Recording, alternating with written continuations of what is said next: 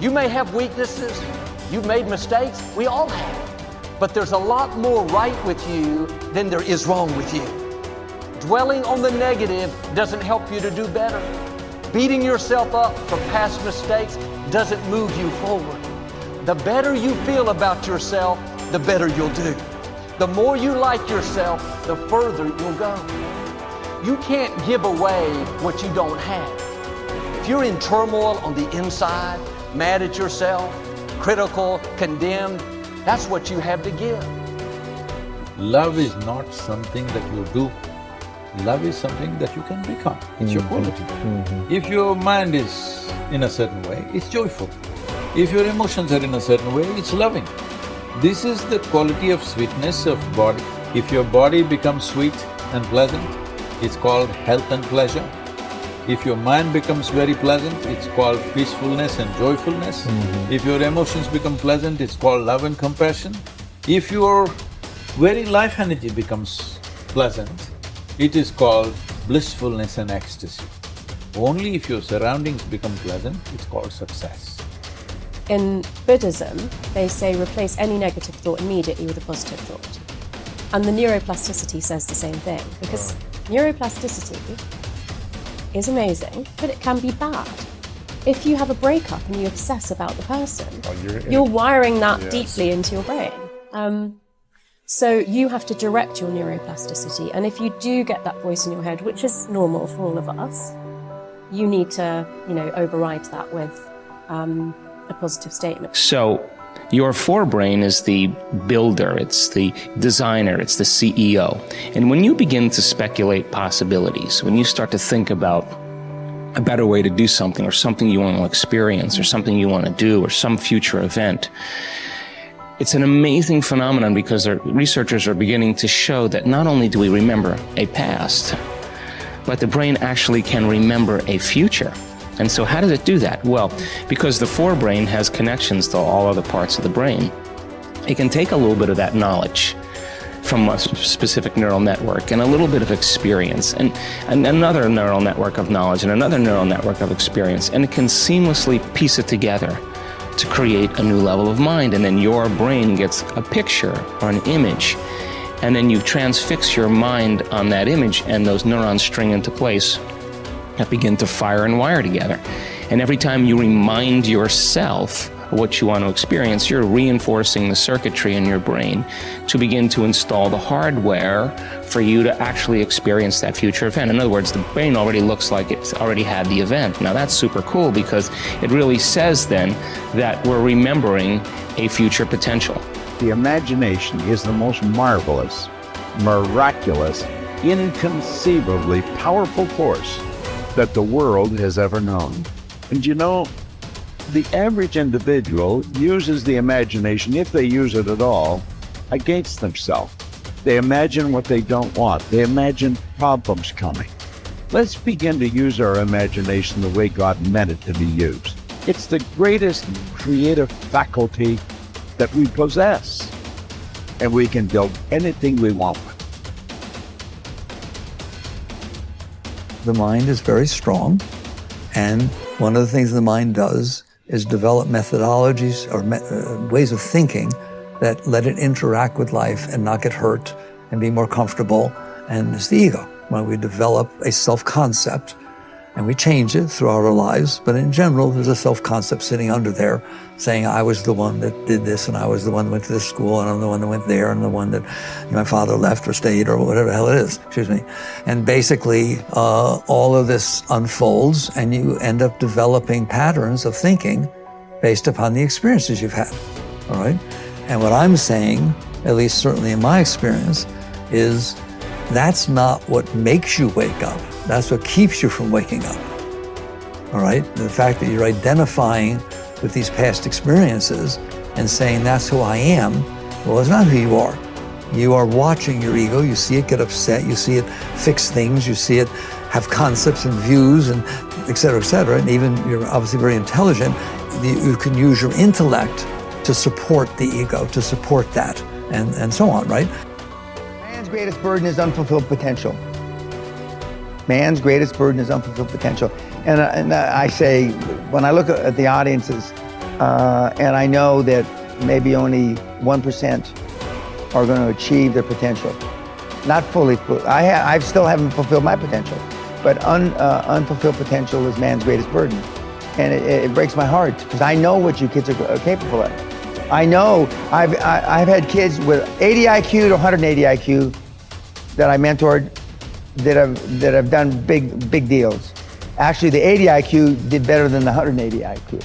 Okay, and I know what they're capable of, and I know how 10 million or 100 million or whatever the number is changes lives, and then all of a sudden, you know, you believe that you can walk on water. You believe that you can take a loaf of bread and feed however many he was supposed to have fed and make water into wine. And when you believe it, see, the true test of a leader is when you've trained other people to be leaders. It's in you, kids. I mean, you can do it.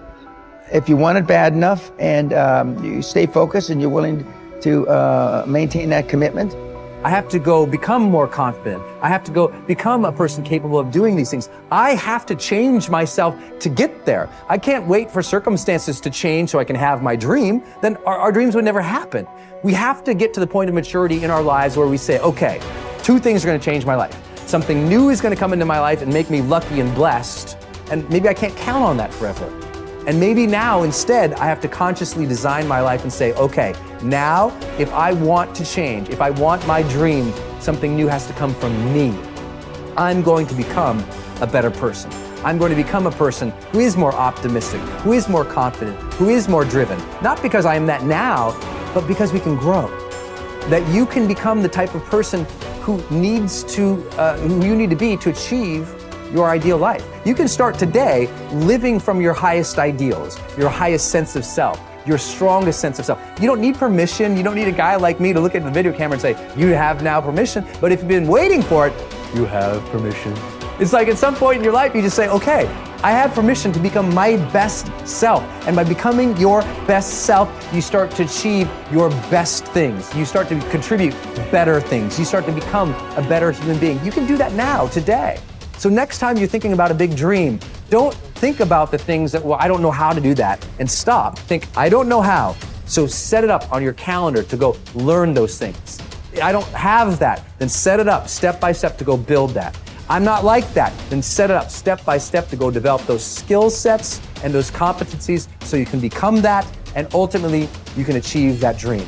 It's there, it's waiting for you. Don't stop. We are what we repeatedly do. Excellence then is not an act, but a habit. You are your most valuable asset. Your life, your potential, and your possibilities are the most precious things you have.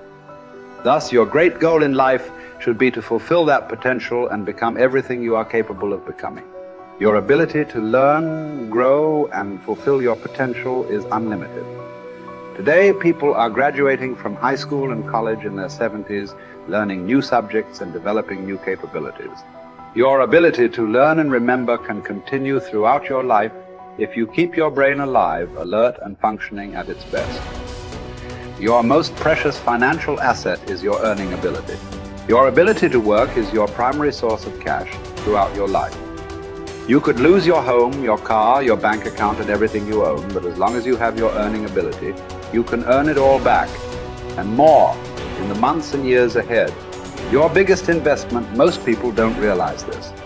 They take their earning ability for granted. But it has taken you your entire life to develop your earning ability. Every bit of education, experience, and hard work that you have invested in learning your craft and developing your skills has gone into building this asset. Your earning ability is very much like a muscle. It can increase in strength and power year by year as the result of regular exercise. Likewise, the opposite is true too. If left alone or ignored, your earning ability, like your muscles, can become weaker or even decline because you have simply failed to upgrade it continually. In other words, your earning ability can be either an appreciating or a depreciating asset. What got you here won't get you any further. Some people are actually losing value each year, declining in earning ability because they are not continually upgrading their knowledge and skill. They don't realize that whatever knowledge and skill they have today is rapidly becoming obsolete. It is being replaced by new knowledge and skills that, if you don't have them and someone else does, you will be in danger of being overtaken by your competition. The achievement of personal excellence is a decision you make, or that you fail to make.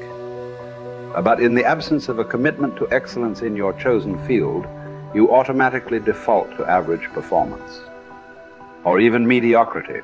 No one becomes excellent accidentally or by just going to work each day. Excellence requires a definite decision and a lifelong commitment. Knowledge and skill are the keys to the 21st century. Becoming the best person you can possibly be and moving to the top of your field require the application of self-discipline throughout your life. Mental fitness is like physical fitness. If you want to achieve either, you must work at it all your life. You can never let up. You must be continually learning and growing. Every day, week and month, throughout your career, and in other areas of your life. If you're going to join the top 20% and stay there, to earn more, you must learn more. Abraham Lincoln once wrote, "The fact that some have become wealthy is proof that others may do it as well." What others have done, you can do as well. If you learn how, everyone who is at the top was once at the bottom. Many people who come from average or poor families with average incomes or who grow up in average circumstances have gone on to become some of the most prominent people in their fields. And what hundreds of thousands and even millions of other people have done, you can do as well. The philosopher Bertrand Russell once wrote that the very best proof that something can be done is that someone else has already done it.